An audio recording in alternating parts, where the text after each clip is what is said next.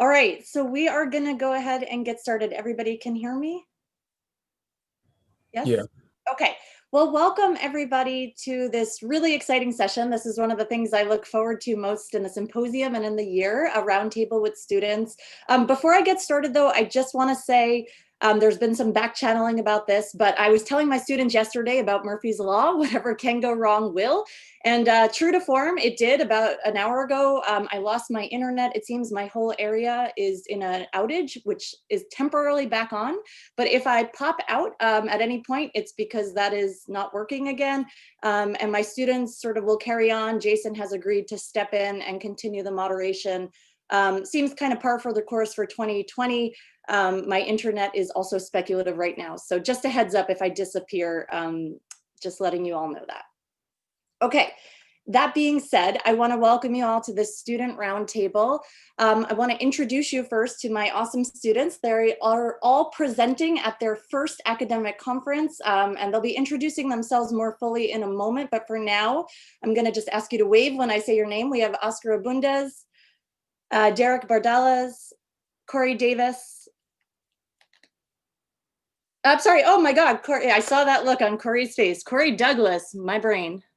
You can wave now. Ronald Gordon and Tommy Sue, who is not able to join us by video, but is here by audio. Yep. I want to also give a shout out to the rest of the students in my current science fiction course that I'm teaching right now. They're not joining us in the roundtable today, but they are here in spirit. They are watching, and their voices and ideas are part of this conversation that we're having. And I also want to give a shout out to all the other students who I know are watching now or in the future, and we're really excited to have your voices in the mix. A few words of introduction and context before I turn it over to my students. This, as I said, features 5 students from my current science fiction course here at City Tech, which is a permanent course in our curriculum that was developed a number of years ago, followed shortly by the collection that Jason's been talking about, and of course, the Symposium. CUNY is the nation's largest public urban university, serves a very diverse student population, not only racially and ethnically, but also linguistically, economically. And City Tech itself is CUNY's designated College of Technology. It's a Hispanic serving institution, and the majority of our students are from STEM fields. But the college does have a really strong commitment to bridging STEM and the humanities, and has a mission to think through the social context of technology. So we are also doing that here today. And this is one of my favorite courses to teach. Before I, again, turn it over to the students, just one other thing about sort of the framing for what we're going to be talking about today. We're thinking a lot about why science fiction matters, of course, not only always, but also in our current moment. Science fiction, as we've heard a lot about today, helps us to think about imagined worlds, but also shines a critical lens on our contemporary moment, one which is now perhaps more than usual, more fraught, as we find ourselves in the midst of longstanding racial injustice reckoning, a global pandemic. It highlights problematic political climate here in the US, climate crises, economic recession, right? So we as a class are really thinking through how utopia and science fiction can help us think critically about the world in which we live. So with that said, I'm going to turn it over and ask the students to go around and just unmute themselves, introduce yourselves to us a little bit. And can you tell us perhaps when and how you first got into science fiction, whether it is a longstanding interest or perhaps you're just learning in this course, and what your favorite science fiction text is? So maybe we'll start with Oscar. So at City College, I'm studying mechanical engineering. I started reading science fiction in elementary school. Started with Rick Riordan, and went on to continue reading. And in high school, I made actually 3 science fiction books, but have not yet expanded on them. Thanks, Oscar. Khoury, do you want to jump in? My name is Khoury Douglas. I'm currently 19. I'm studying mechanical engineering at City Tech. The first time I got into science fiction was when I was younger, mainly from watching movies. First science fiction type movie I saw was Spider-Man. So ever since then, I've been into comic books that may relate to science fiction, even such as Transformers. I'm also into that. Thanks. Ronald? Hi, my name is Ronald Gordon. I'm a ComD student at City Tech, and I got into science fiction with first and foremost as a kid with movies like Aliens and The Predator. I always loved those type of movies. The ones that explore space travel, and Star Wars too. It's the classic sci-fi movies. I definitely got into that, and I recently been delving into the topic more because it's an interesting topic to me. Just having bits of science that we ourselves haven't seen yet and haven't explored and explained in a world that doesn't exist for us. Derick? Good afternoon, guys. I'm Derick Bardales. I'm a business and fashion of technology major, and I came to science fiction from many different gateways. My personal favorite genre is the post-apocalyptic science fiction, and I liked it because of just the genetically modified monsters and everything. But the reason why I came to this class specifically was because of fashion, and I study fashion. I want to get inspired, like things such as the Nike Air Mag, which was created in the movie Back to the Future. And 30 years later, they actually made the sneaker that self-laces itself. And that was one of my biggest inspirations. Thanks. And Tommy, who's joining us by audio, could we hear from you? So my first foray into science fiction was, I believe, when I was little, when I picked up a book from Isaac Asimov, and I started reading it, and I really liked the story itself because I believe the first one was actually The Last Word, which was one of the last question, which was one of the stories we read in class, and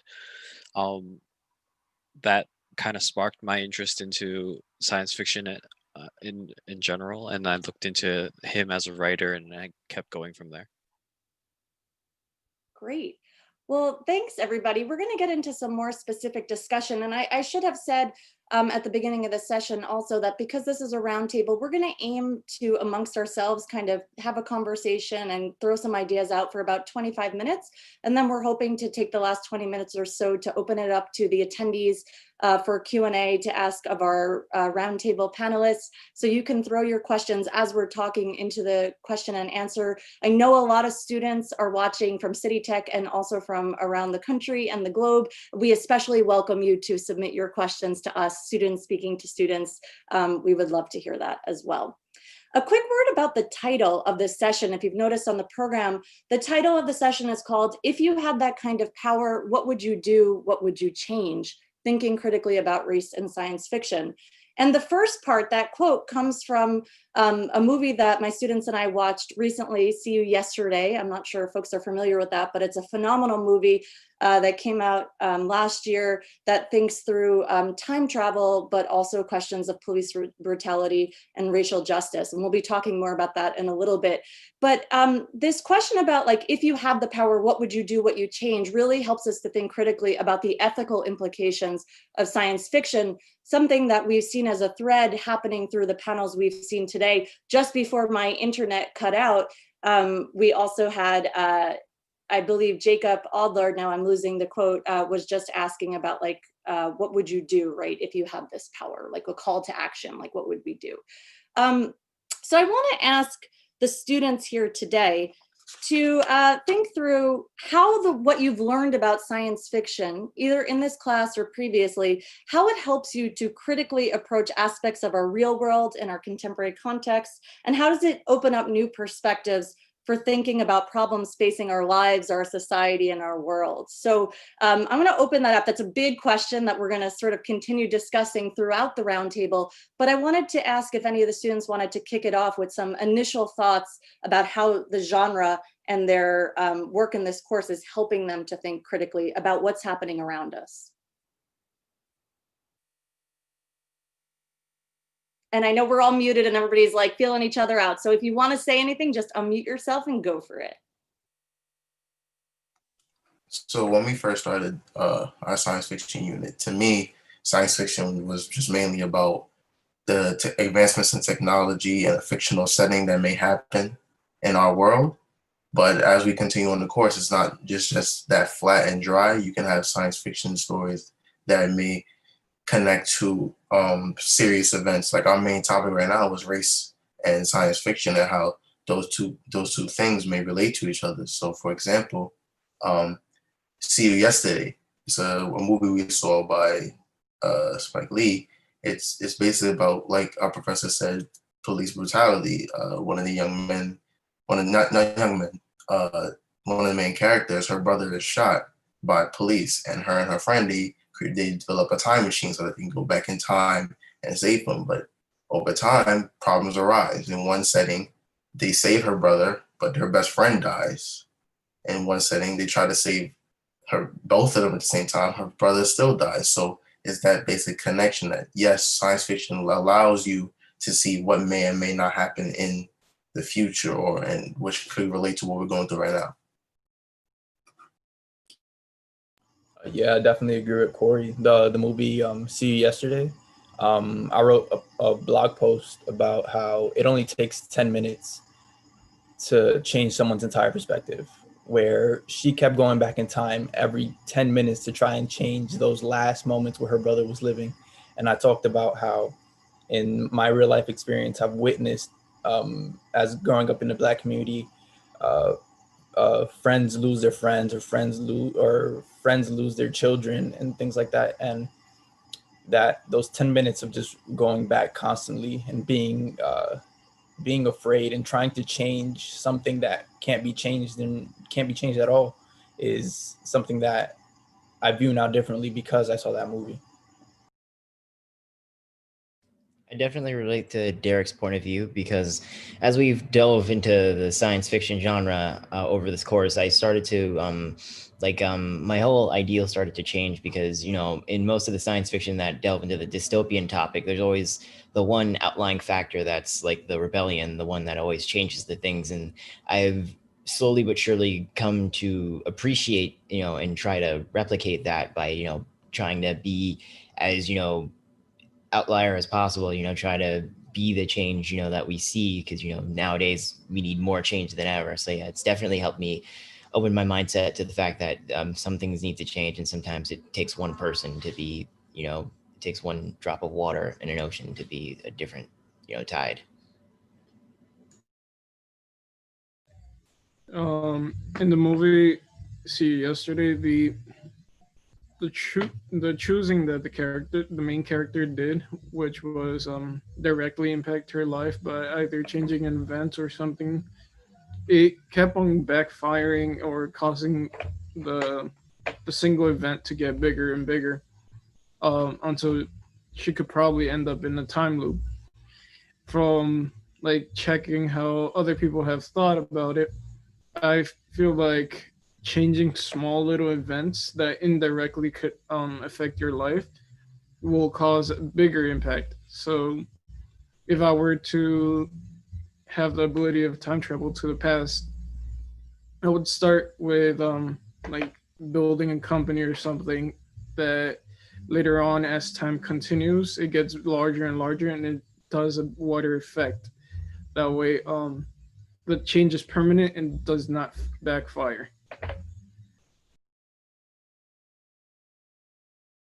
I also wanted to comment about another reading that we did. It was Destroyer by Victor LeVay, and it was about his one of the characters named Akai, and they were killed tragically in another instance of racial discrimination, where they saw a black boy with a baseball bat and they confused it with a rifle and they shot him dead. And his mother revived him as a half robot, half human, and he was told after he was revived that it was more likely that the robots would replace him than him dying off, which is a scary concept, because it makes you think, when does humanity stop? Where's the line that we reach that stops humans from being humans? And that showed me in the real world that it doesn't matter what a person looks like on the outside. It's really their moral compass. That's what it narrows down to. Like, the only thing that matters is where their ideas lie, and it doesn't matter what the outside looks like, and that ties into race and other things. I want to add on to what Derick said about Destroyer as well. That comic book that we read, it shows like how his mother, Akai's mother, her grief can make her do some drastic actions. Like, yes, we understand that her son died because of police brutality, but to bring him back to life, it's like you're breaking that gap between life and death. So now it's become a bigger like problem for what we have now. So her son is now half robot, half human. We don't know how he's going to develop. Well, yeah, we don't know how he's going to develop further past into his teenage years, adult life, as when he's an older man. So for all we know, she probably ruined his life in an attempt to actually save it. So it also brings that question: should things that happen stay the way they should, or should we try to play God and try to change those things? Thank you, Khoury. I just wanted to give a moment. I know Tommy's not on camera, so I don't know if you're trying to get a word in. Tommy, did you want to add anything to the discussion now? Well, yeah, like back to what Khoury said, the fact that the mother the mother bringing the child Akai back to life it's like, it's, to me, I thought of it as like it's an event that, sorry, my thoughts are kind of jumbled right now. Can you get back to me when I can actually think?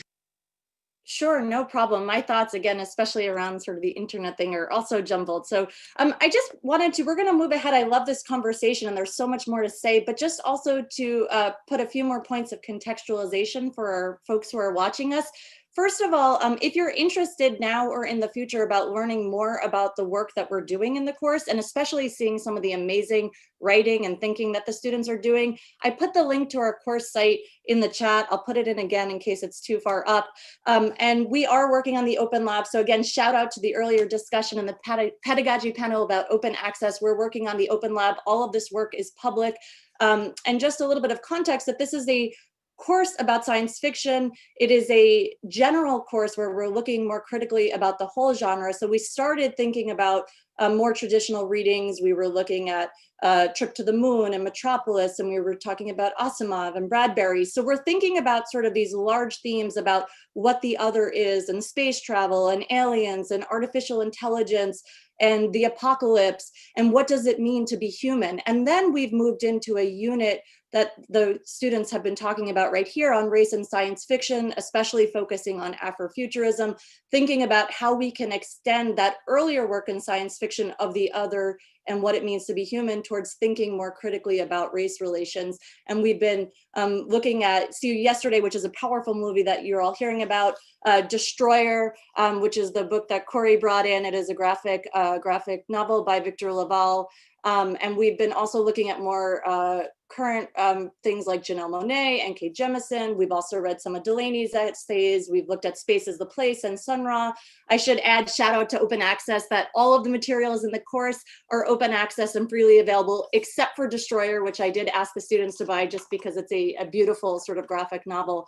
But just so you have that context, that we've been moving from more traditional genre to this more current moment of race and science fiction, and then turning our attention to thinking critically about how this work sheds light on our current moments, such as the political elections, Black Lives Matter, the climate crises, and things like that. So I hope students will bring in some of the discussion that they've been having online, but just to have that there.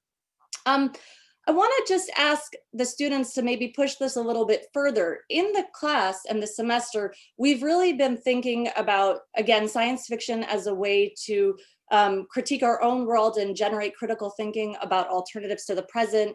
And for us, right, speculative fiction offers a productive reflection between the way they are, the way the world is, and the way it ought to be, right? And the pedagogy that we're using in the course also lives in that space.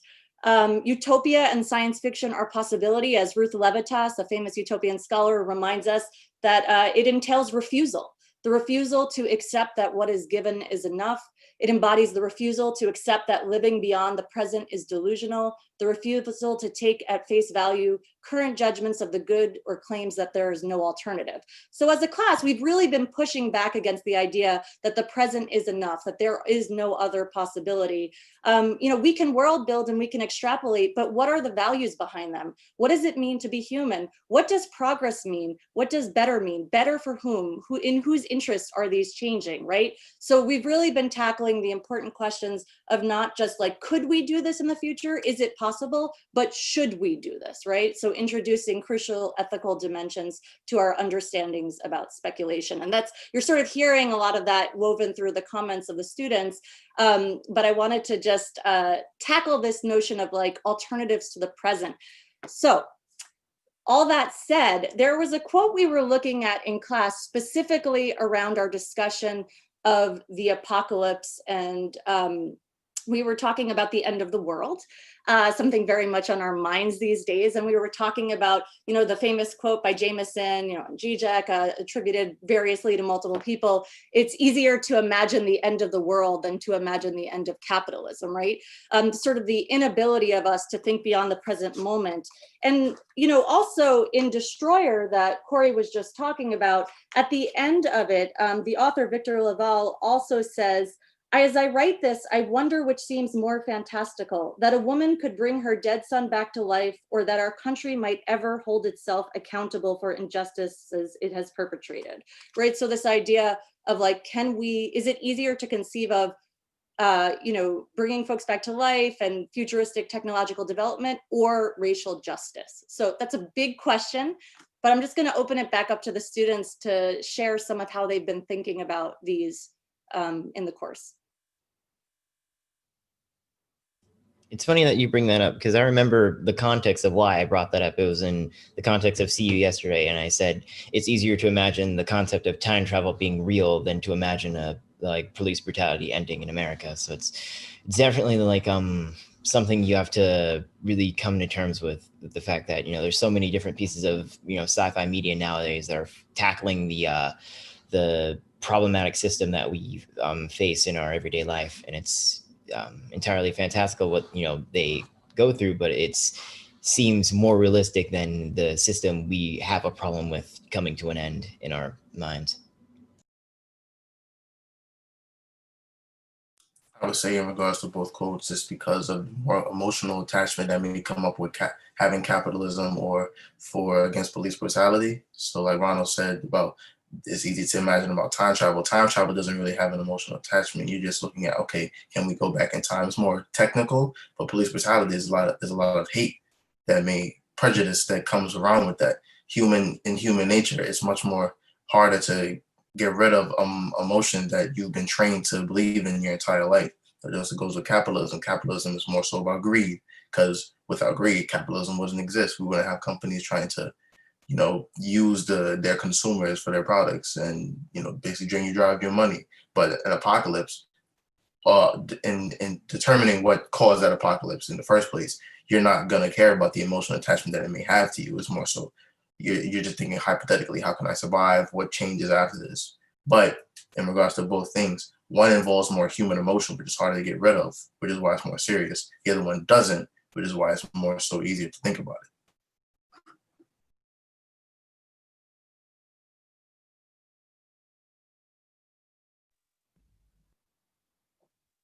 Oscar, did you want to say something? I saw you just unmute yourself quickly.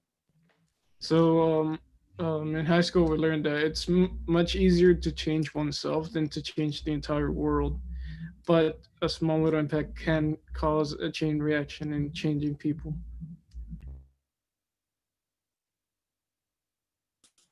I also agree with Oscar that it's much more easier to change yourself than change the world, because racism would have been done if that was the case, if it was so easy. But sadly, still here after so long. I agree with that point, and I think that we could relate this to the current political climate that we're facing right now, where Trump did lose. He's not president-elect, but the impact of his actions did stay.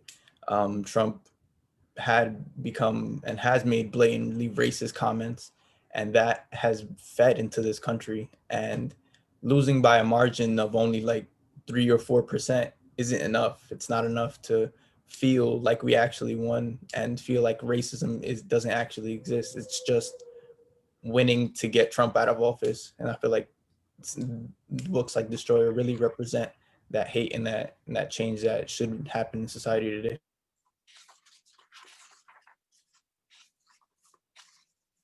I mean, I love that you all are bringing in these political dimensions, but also the affective dimensions. Khoury talking about emotions.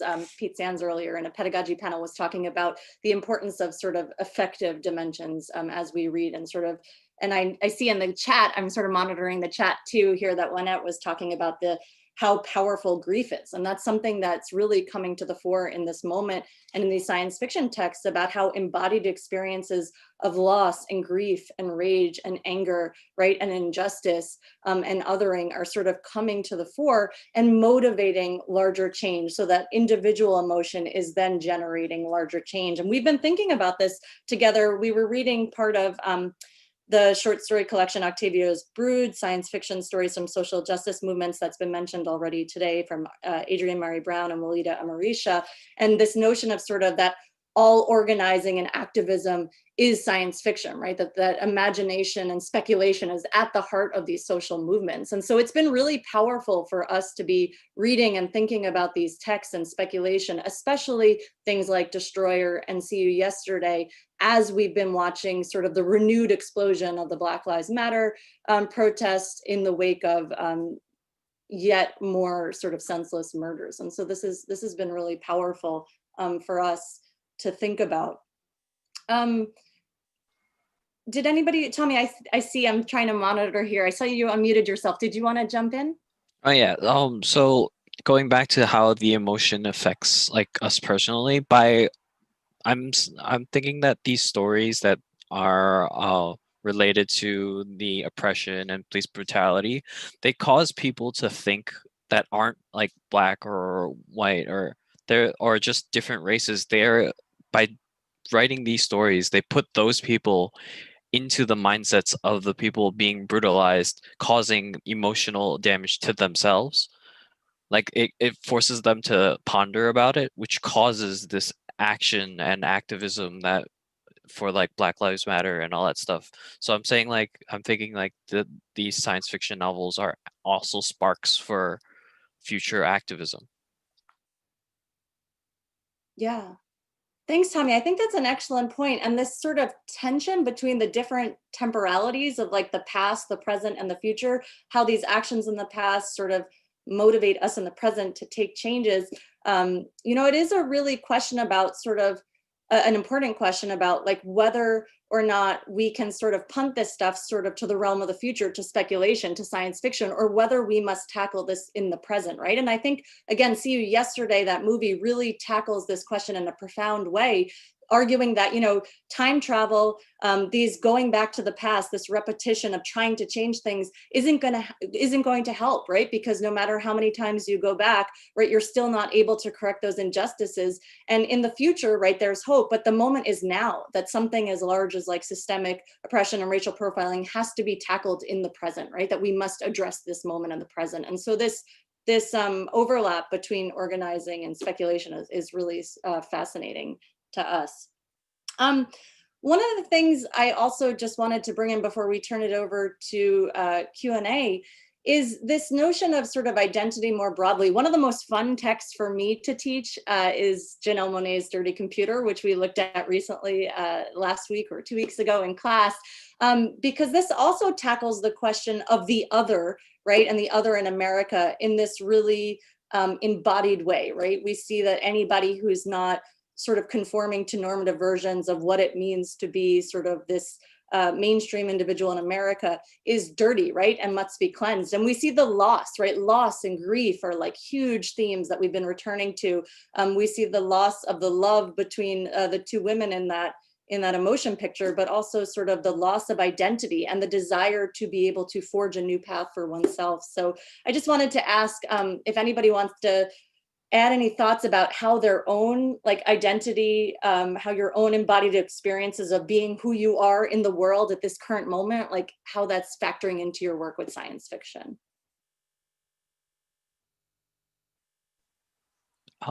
So I'm an Asian American. So, and especially in this political climate about, I believe Sharon Parker from a lecture from before talked about the xenophobia and all that stuff. We have it having this political climate and everything, and the COVID of being called China virus. I started reading a lot of like Chinese science fiction novels, like The Three Body Problem, which is a Hugo Award winning story about, and it delves into like the political society structure and oppression and all the censorship of China and everything like that. And yeah.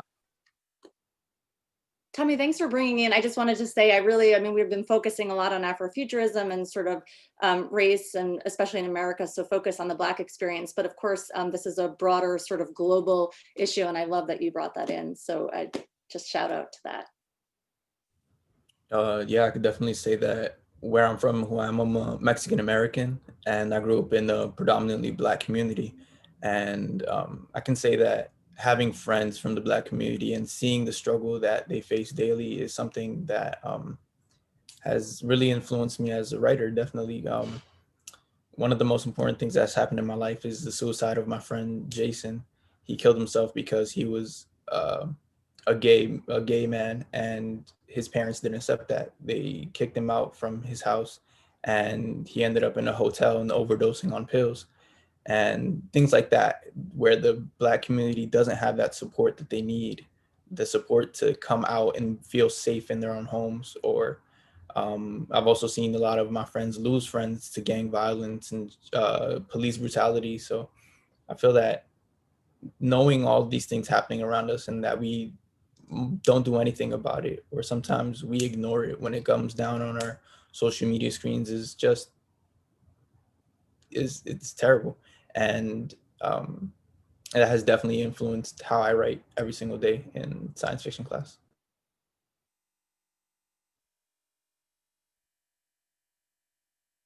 I would also like to add on to what Derick said about living in communities. Growing up, right now, there's three different types of communities. Growing up until high school, I grew up in Bed-Stuy, which is predominantly Black. 2 years of my high school, I grew up in Midwood, which is predominantly white, Jewish neighborhoods. Right now, I live in Sheepshead Bay. Where I live, it's half of it is predominantly Russian.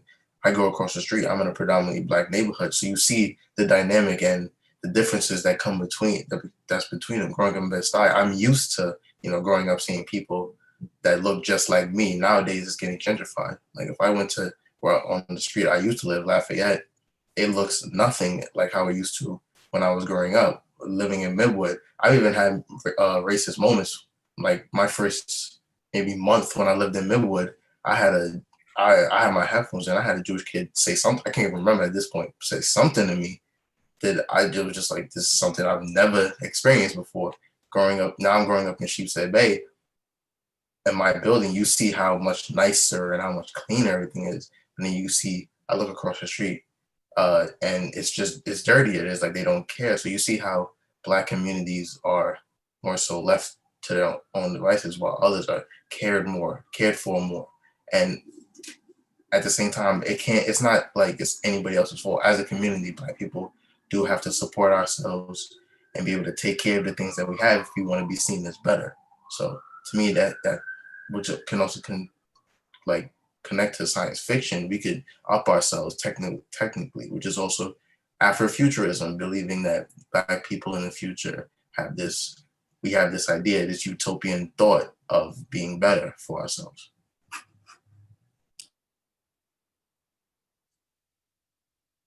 One of the things, and I appreciate all of these additional remarks about sort of the real benefits and richness of living in a very diverse city, and also sort of the challenges that present themselves. And Derick, I do just want to thank you for sharing that very personal story, and I'm really so sorry for that loss. And I think it's useful you know, for us to think about, again, returning to Janelle Monáe's Dirty Computer, right, where, you know, yes, there's a lot in there about sort of the marginality of women in America, about Black women in America, about non-gender conforming people in America, right? And the difficulties of coming up against a society, a dominant society that wants to sort of stamp that out, to cleanse that, right? And what is the place for these other desires, right? How can desire become expansive enough to accept all of this is really important.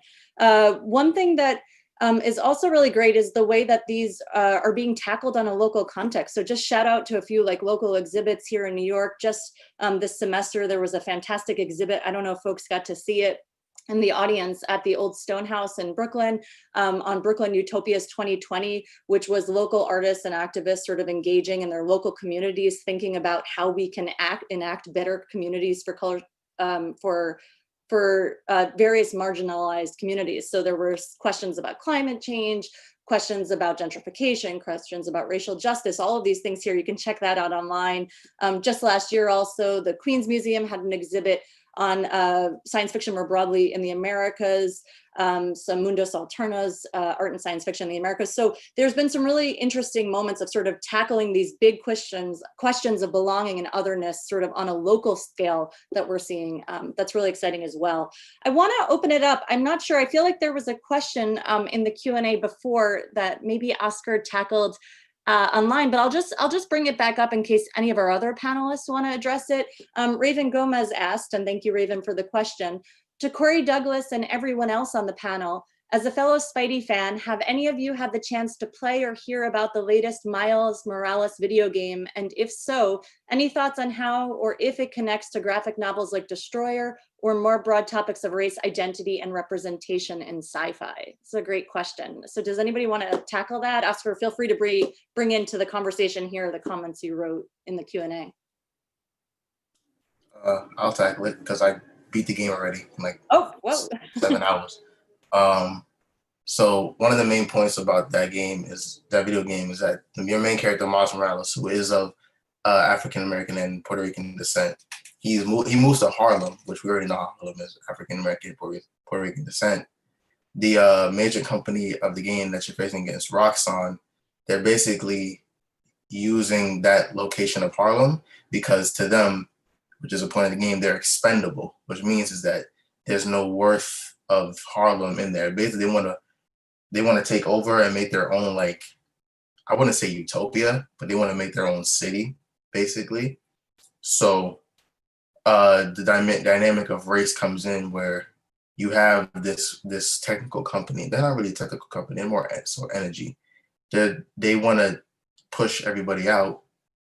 You can view that as gentrification if you want to, and basically take over. And your job as that Spider-Man, who, you know, he's living in this neighborhood. So he's fighting more. Like, that's the main point of it. It's his neighborhood. He's gonna fight much more harder, with much more passion for it. So to me, that's just how it connects. I definitely agree with Khoury in the fact that, you know, Miles Morales as a hero, he's built differently than others because, you know, coming from a minority driven neighborhood and a minority driven community, he's more driven to protect what he, you know, grew up with and protect the things, you know, he values. And that's one of the things I loved about even though I haven't played it, I really want to, because, you know, I've seen some scenes of it and how it made Miles Morales and the Harlem as a location and, you know, as a, you know, gameplay feel a different feeling because, you know, the community is more diverse. Like, I saw a clip where it shows Miles Morales actually knows sign language because he's talked to someone who's deaf. And that's like part of why I love him so much as a hero, because he's so diverse. He's so connected to his community that he's, you know, he's different than most others, and he's willing to fight for what he, you know, what he was birthed into and what he wants to protect, which is, you know, what we need nowadays in, you know, minority driven communities. I didn't play the game either because, unfortunately, I'm an Xbox player at the moment. But I saw the movie Into the Spider-Verse, which was a movie about Miles Morales, and I can definitely. And I wrote an article about it. I cited an article about this in my research project, and one of the first quotes was saying that Spider-Man was one of the first Black characters which he says he was a man who only had an aunt as a parent, and the only way that he could get a job was by taking pictures of himself that would eventually incriminate himself in the same acts, and he was being chased by police. And that perspective is amazing to me, because you don't when people think of Spider-Man, they usually think of the white version, but the reason why Spider-Man is so loved is because anybody could be underneath that mask, and anybody can represent him as long as they are fighting for the community.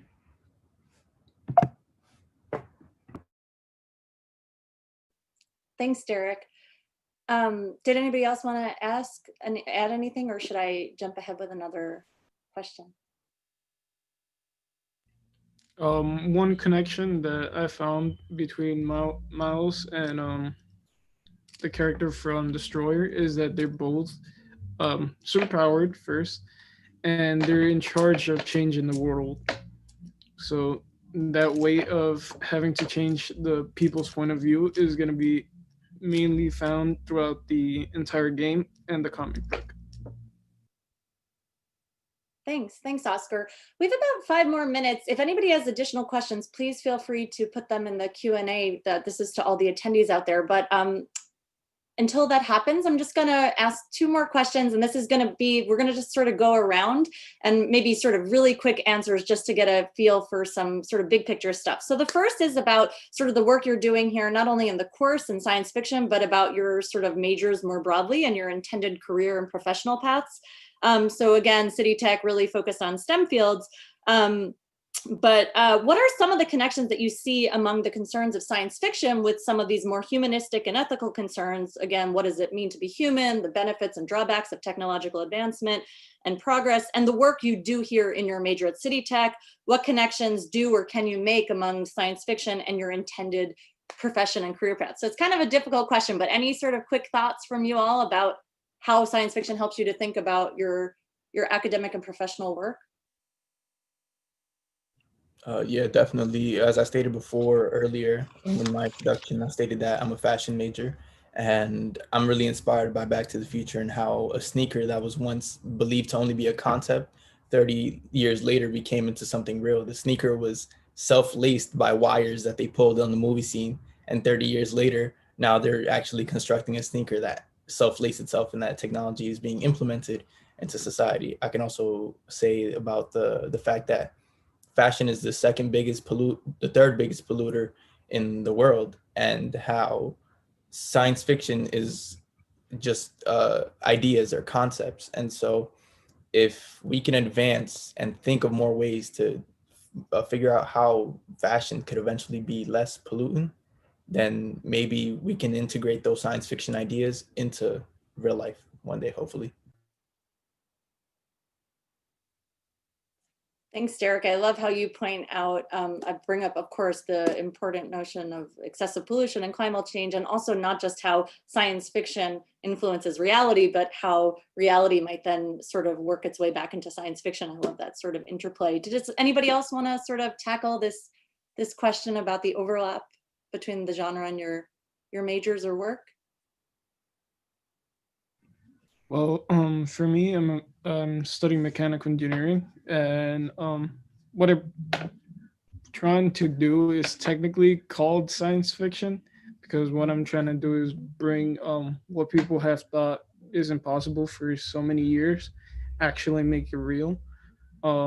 That would be including like nanotechnology that could advance people and help things be created faster, or regeneration, stuff like that. So I'm trying to create the impossible. Building on that, I'm a CST major, and like I'm with all the AI talks and all that stuff, you we we can actually look into science fiction stories as like maybe as some goalposts that we could try to achieve. Like in the past, in different stories, I believe we have like science fiction writers speculate about the internet or speculate about cell phones and stuff like that. And now we I'm being a CST major, I try to use science fiction to speculate about AI and see if anything, like if there should be limitations that we should put on anything we put out there and stuff like that.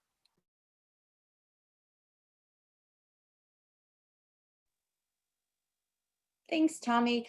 I'm not sure, we just have one more minute left, so I'm gonna just ask maybe like for 2-word answers from each of you just to get your last voices in. Dream big question.